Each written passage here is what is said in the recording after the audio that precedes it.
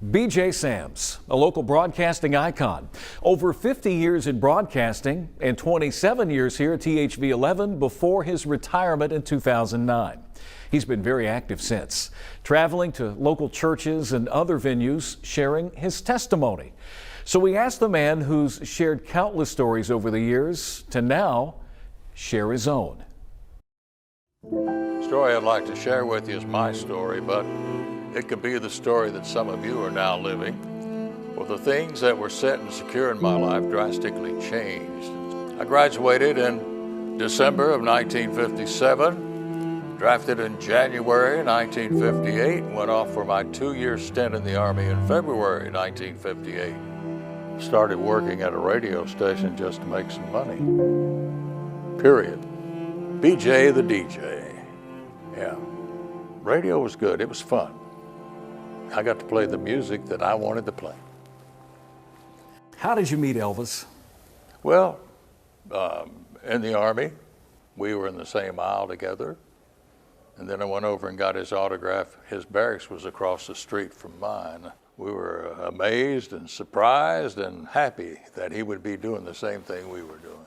After his time in the Army, B.J. was married and welcomed a son, Billy Jack II.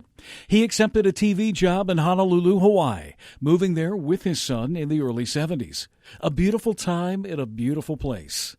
But the island served as the location of a turning point.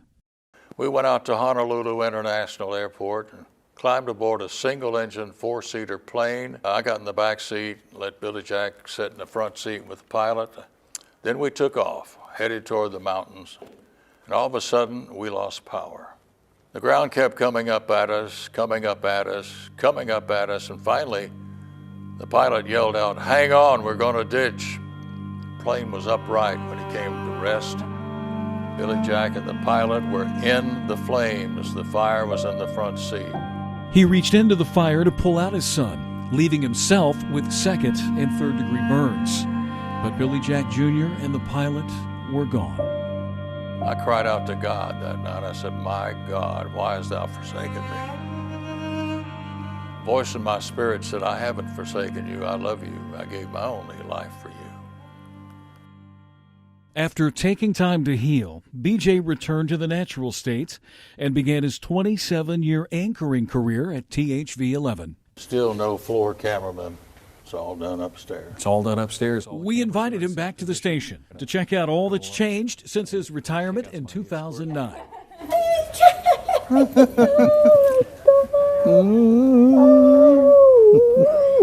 How have you been? When I'm out and about, people say, "Hey, welcome back," but how are BJ and Robin? They remember you. You still have a following out there. How are BJ and Robin? Well, people come up to me all the time, but right now when I'm wearing a mask, they don't recognize me, so incognito. What is the most memorable moment or two from the morning show, BJ? Well, you did your thing one morning. We came in one morning, Robin and I, and they said you had left the station.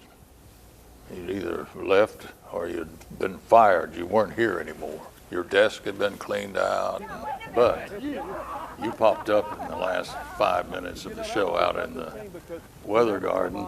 And they got a shot of you, and you had a sign that said, "Gotcha."